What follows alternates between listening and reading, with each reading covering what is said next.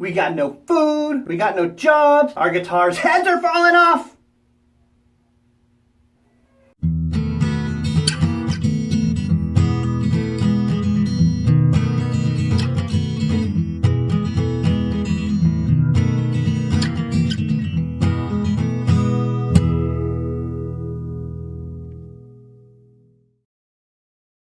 Something about this seems wrong, doesn't it? Yeah, this should be on here. Well, it's an exciting one for us today. We have a headstock break, and it's not one of those clean little smiley face headstock breaks. This is a full-on tear-off headstock break. It's nasty. It's going to be fun. Thanks for joining us here again today at the Mazzocco Guitars YouTube video. I'm Ryan. Thanks for joining us. I'm Ryan Mazzocco, Mazzocco Guitars, working here today, as usual, at the Palin Music Center repair shop here in Joplin, Missouri, 1202 South Rangeline. Come see us. So yeah, we have a headstock break, and it is the classic Gibson-style headstock break. Of course, one exception being that this is not actually a Gibson. It is an Epiphone, but it's pretty much the same design, so we got the same thing going on. So the owner of this guitar brought this in. It's a PR350S with a vintage sunburst Epiphone. He just really loves the way this guitar plays and sounds for him, and he had an accident with it and the headstock broke off. So we're going to do what we can to see if we can get this back in playing condition for him, to get him his guitar that he loves. Here's what we have. The headstock is broken completely off, and right here it just sheared off right along the grain on the back side of the nut and the truss rod. And then you can see that it pretty well goes back together. In fact, I don't want to disturb it too much, but I did try this already before I started shooting the video. It does just slide right back into place.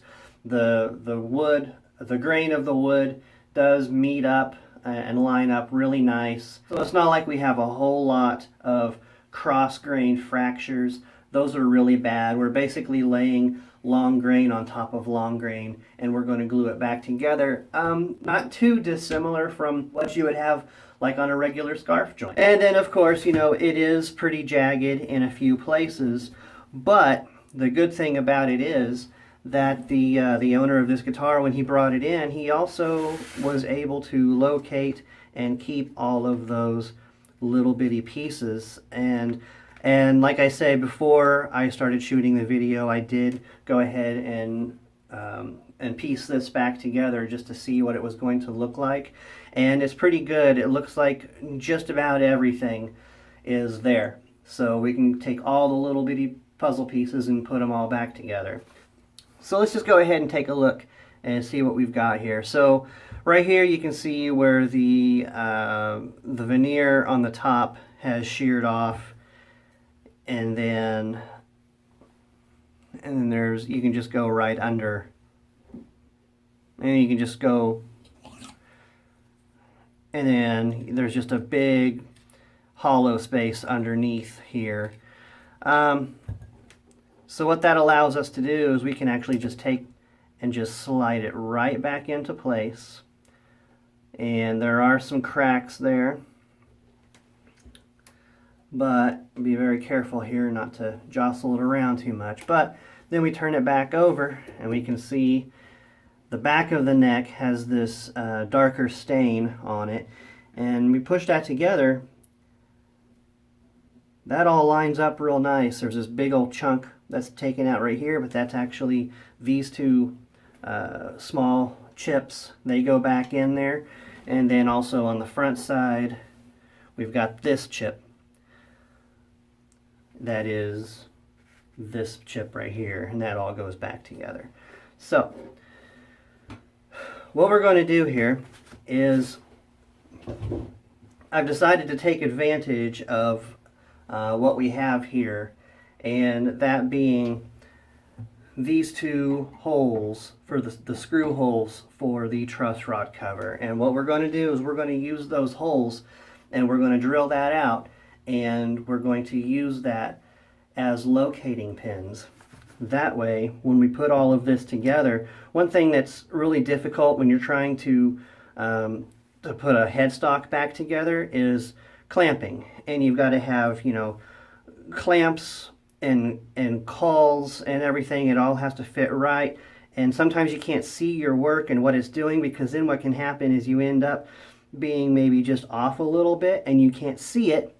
And then your glue sets, and now that's how your headstock is glued on. So I want to use these holes that we already have here and just go ahead and drill a little bit deeper into it, and then we're going to use a regular plain old toothpick, and we can use that to stick in there and hold that headstock in place where it goes while the glue dries, so that any clamping pressure that we put on it is not going to cause it to slip and then become misaligned. Alright, so this is the size of drill bit that I'm going to need for the toothpicks as the locating pin. I'm just going to go ahead and drill through.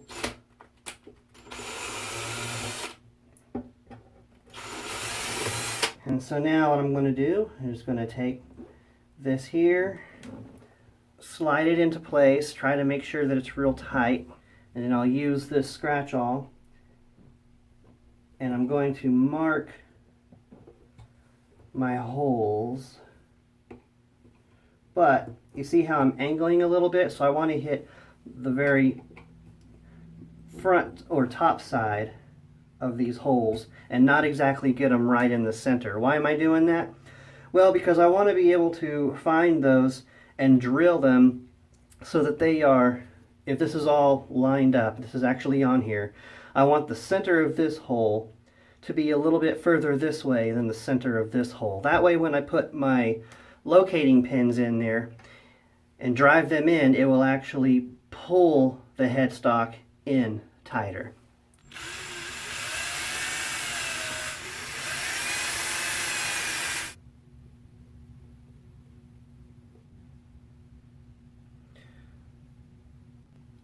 Now, a couple places I'm not putting glue is right here, obviously in the truss rod channel, because there's no wood that meets up. But I've also skipped this spot right here because that's where that chip goes. And I want to put the glue in that spot later, right when I'm putting that chip in, to avoid a whole bunch of messy squeeze out and making it really difficult for me to manipulate that piece. And I'm going to put some on the other side, put the glue on both surfaces.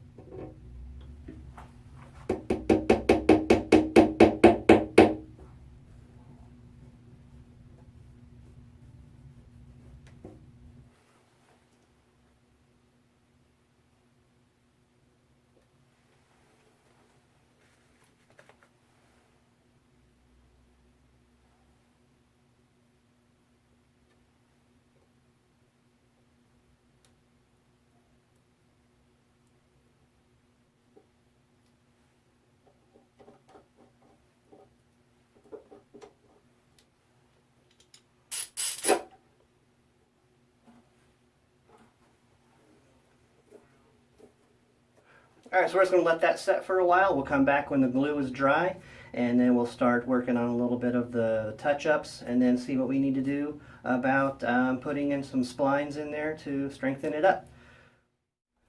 So now the glue is good and set up, so we're going to take the clamps off now and check out how everything's doing.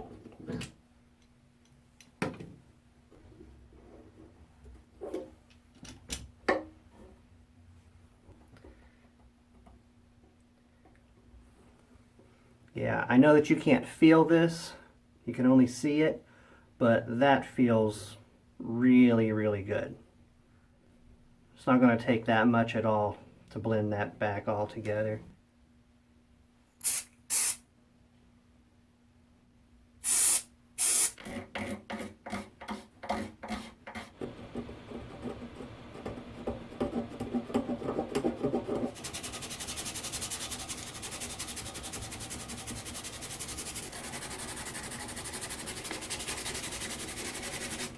So as you may be able to see, we've switched locations. We're now back in the main Mazzocco Guitars workshop because we are going to do some procedures here that are going to make some noise, and we're not allowed to make noise in the main music store. Here we are. What we're doing, we've got our guitar back here in the shop, and what we're going to do is now we have everything all glued together, and so now what we're going to do on the back side here is we're going to route a couple of slots here to put some splines in, and that's going to reinforce the neck right here on this spot where it is cracked.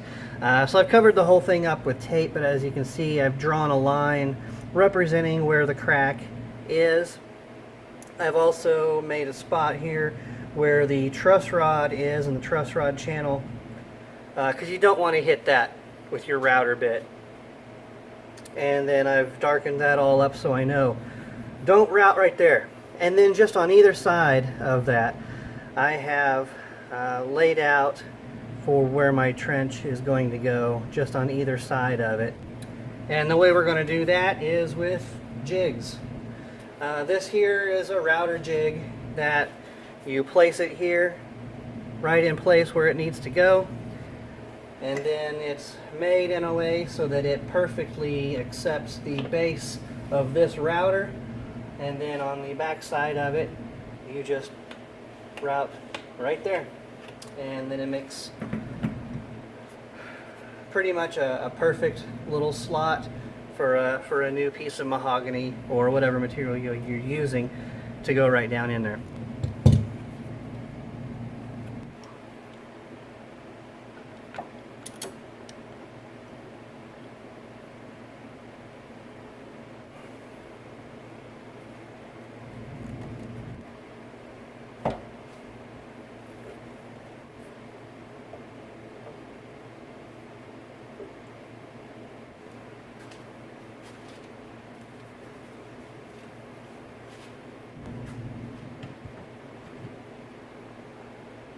And here we go.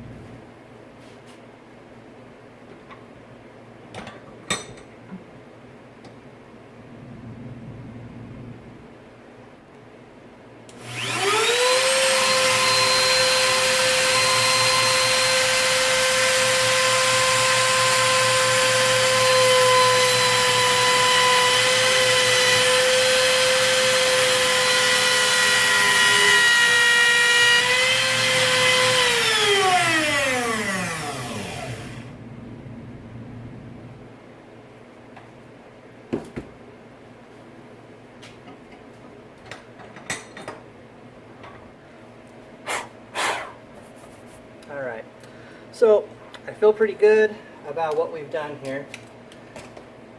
We've got it here just centered right along where the crack is. So now all we need to do is just make a couple of splines out of some mahogany, and then we'll fit those and put them in place.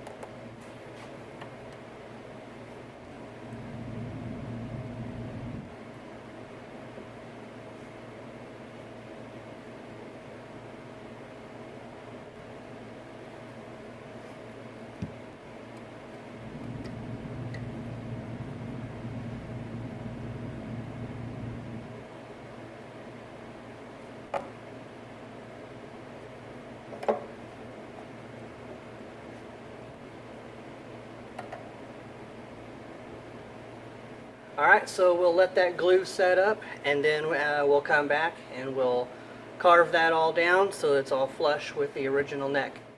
Okay, so now we're back in the Palin Repair Studio, and we've got the splines glued in place, and they are ready to carve down, and we're going to do that now with some various tools. We have knives, razors, scrapers, chisels, sandpaper, all kinds of stuff here, whatever we're going to need to get this done.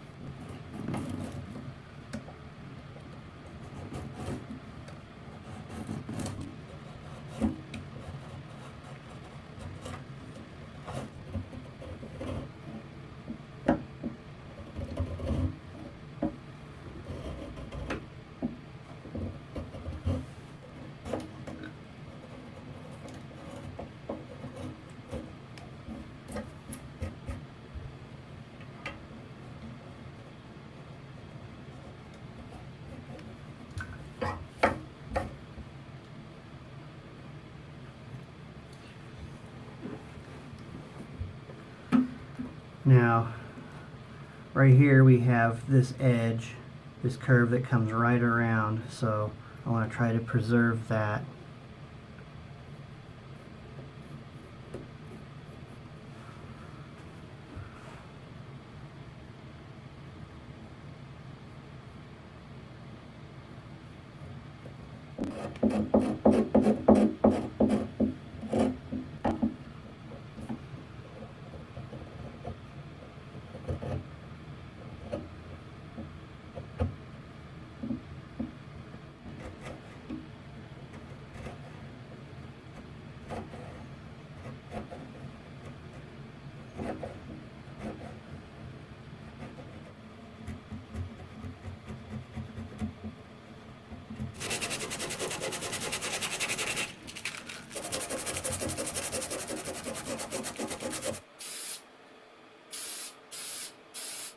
So you got that sealed under shellac, and then I will come back and do some finish repair on both the front side and the back side of the headstock here, and then put it all together and it'll be done.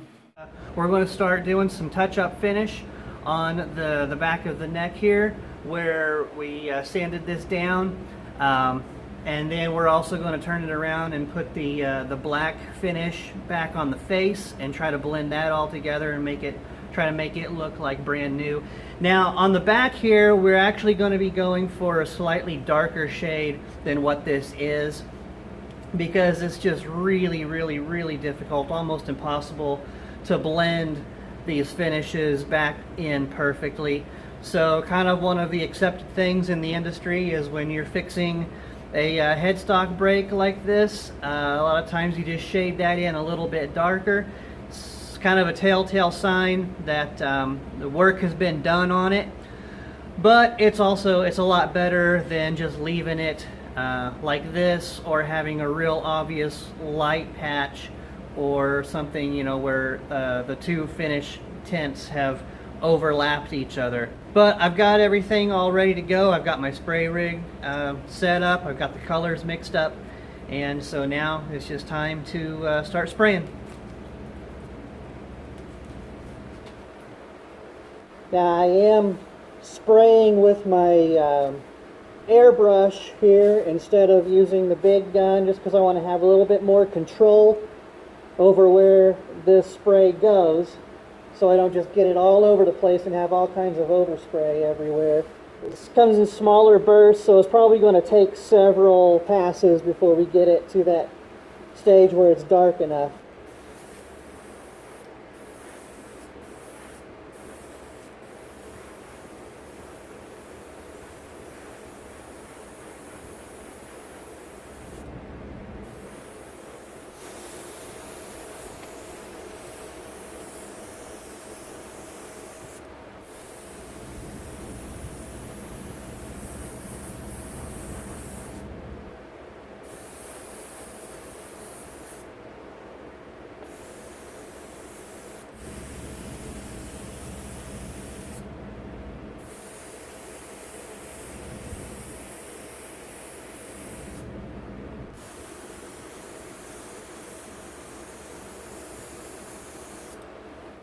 Alright, so now we are back in the Palin studio, and we have finished doing our finish touch-up and spraying on the neck, both the back and the front. In fact, you can see right here, I'll show it, let me turn on this light here. So you can see we shaded this area right about from here down to here to blend that and cover up there where we had those splines put in, and also did the front where this was all jagged and cracked on here, and now we've got that looking pretty good. So so now what we're going to do here is we're going to take with some really high grit sandpaper, we're going to start sanding away on this, and then do a little bit of hand buffing and a little polishing, and then it'll be ready to put back together. Really what I want to do is just kind of level this out, sand out any high spots, anywhere where there may have been some orange peel, which really it was all pretty minimal anyway, because I did all of this with the airbrush gun, and it doesn't really leave too much of that. So this is a pretty smooth surface to begin with. And I am doing this dry instead of wet.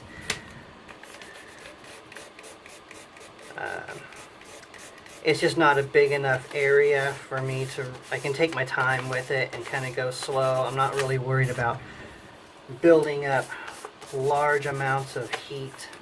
And I can really be in control of what I'm doing here without building up a whole bunch of big globs on the sandpaper. That's really what the wet process is for, is it helps your sandpaper last longer. But it also makes a really big mess, and it can kind of make it harder to see your work and what you're doing. So anytime I can, I prefer to do the sanding dry. I don't have to get it all on the first pass with the 1000 grit. There are a few spots I see, but we've still got several more grits to go, so I'm going to move on to the top now, the face of the headstock.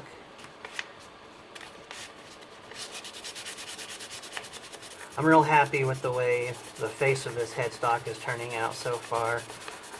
I did spray the black all down here where all the repair was, where all the cracks were, and then I clear coated a lot of this too, so that way I can sand up into the inlays. So here's what we're looking for when we do this finish sanding. You know, when we started, it was all a real fresh coat of clear coat all the way across everything, so it all pretty uniformly looked shiny. But then when you start sanding on it, what you get is anywhere there's a little bit of a low spot in the finish, you're not going to hit those with the sandpaper. And what you do hit with the sandpaper, it dulls it. And so that's how you know what you've hit, is anything that has this little bit of a duller sheen to it, that's been hit. But then there's also all these little streaks in here, and these little bumps, which you couldn't see before. But now they're showing because the sandpaper is not sanding that part. So that's how you know those are lower spots. And so the idea is you want to sand until you get, you want to get all of it out, is really the idea, for a really good level finish. That may not always be possible, but you just want to do the best that you can. Now I'm going to move on to 1200 grit.